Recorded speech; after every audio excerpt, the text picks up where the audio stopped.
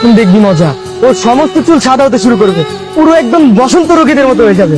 আমার সাথে রিলেশন না করে অন্য মেয়ের জন্য উপহার কেনা, তাই না? কি ব্যাপার, সেদিন প্রপোজ করলে তারপর আর খবর নেই কেন? কি খবর লাগবে আপনার? আপনি আমার খোঁজ জেনে কি করবেন? আপনি তো আমাকে বললেন যে আপনার ভালোবাসা প্রেম এগুলা পছন্দ না, কিন্তু ঠিকই অন্য মেয়ের জন্য উপহার কিনেন, অন্য মেয়ের পেছন পেছন ঘুরে বেড়ান। আরে ও আমার বেস্ট ফ্রেন্ড, জাস্ট লাইক তোমার এই ফ্রেন্ড অমিতের মতো। আসলে আমি কিছুদিন তোমাকে অবজার্ভ করছিলাম, তুমি আমাকে সত্যি ভালোবাসো কিনা, আর সঠিক একটা সময়ের অপেক্ষা করছিলাম যে তোমাকে সারপ্রাইজ দিতে। Will you be my girlfriend? কি হলো, নেবে না? তুমি সত্যি আমাকে ভালোবাসো? হ্যাঁ, আমি তোমাকেই ভালোবাসি। আদি আপনার ফ্রেন্ড হয়, ও আপনার গার্লফ্রেন্ড না? না, ওর বয়ফ্রেন্ড আছে, আর ও আমার অনেক ভালো একটা friend।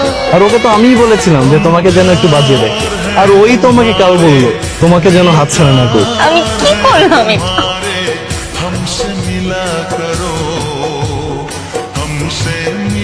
স্কিনে যে ধরনের সমস্যা দেখা দিচ্ছে তাতে মনে হচ্ছে কঠিন কোনো ভাইরাস তোমার শরীরে আক্রমণ করেছে।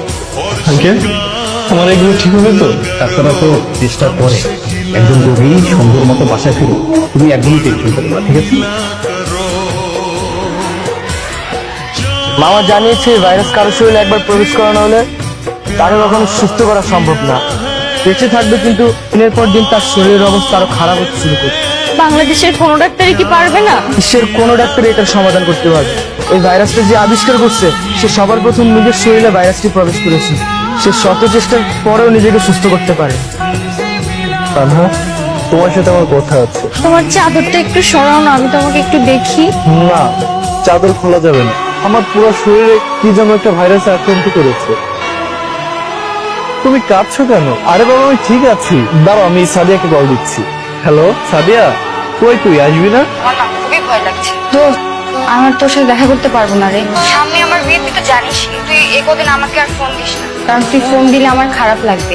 আচ্ছা ঠিক আছে, আমি সুস্থ হলে তারপর দেখা করি।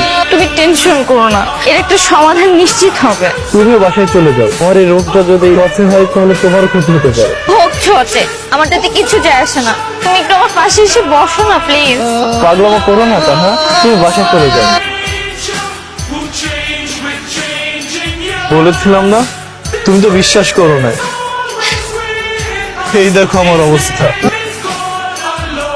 আমার মতো একটা ভয়ানক মানুষের সাথে তুমি কেন তোমার নিজের জীবন জড়াবে? আমি কিচ্ছু শুনতে চাই না, আমি কিছু বুঝতেও চাই না, আমি শুধু জানি আমি তোমাকে চাই। জানি না কি আমার অপরাধ, সৃষ্টিকর্তা কেন আমাকে এমন শাস্তি দিচ্ছে।